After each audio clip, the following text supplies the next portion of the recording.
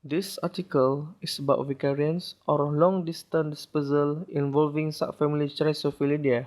Firstly, you have to know what is meant by vicariance. Vicariance is a geographical separation of population by a physical barrier and resulting in a pair of closely related species. Basically, the aim of this research is to determine the geographical origin of the pantropical subfamily Chrysophyllidae and the role of vicariance and dispersal have played in shaping its modern distribution.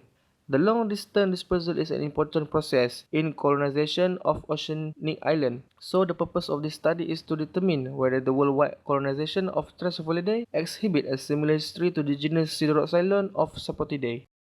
Next, long-distance dispersal has been the dominant mechanism for range expansion in the subfamily Chrysophylloideae. Long-distance dispersal includes events in which propagules arrive but do not necessarily establish at a site far removed from their origin. Evidence indicates that long-distance dispersal of subfamily Chrysophylloideae between Australia and New Caledonia occur at least 4 times and between Africa and Madagascar on multiple occasions.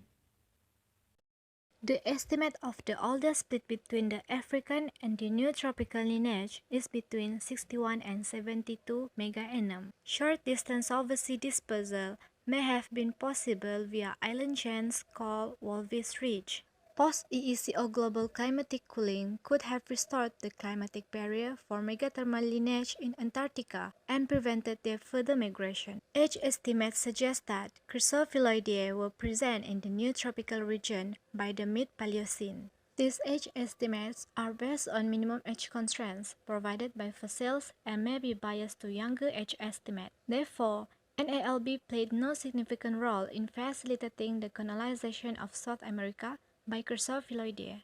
The next discussion is to compare the biogeographical histories of subfamily Chrysophylloideae and the genus Citroxylon. While for genus Citroxylon, most likely the area is in Central America, Citroxylon migrated from the Old World to the North America via NALB. In subfamily Chrysophylloideae, most likely the area is in South America, an area in which it radiated and was probably colonized from Africa by long-distance dispersal in early Paleocene. In short, two pantropical lineages of Sapotaceae use two mechanisms of distribution which are first, long-distance dispersal in subfamily Chrysophylloideae, and second, migration via the NALB in genus Citroxylon. Lastly, three conclusions can be drawn from the discussion. Long-distance dispersal has been the dominant mechanism for range expansion in the subfamily Chrysophylloideae.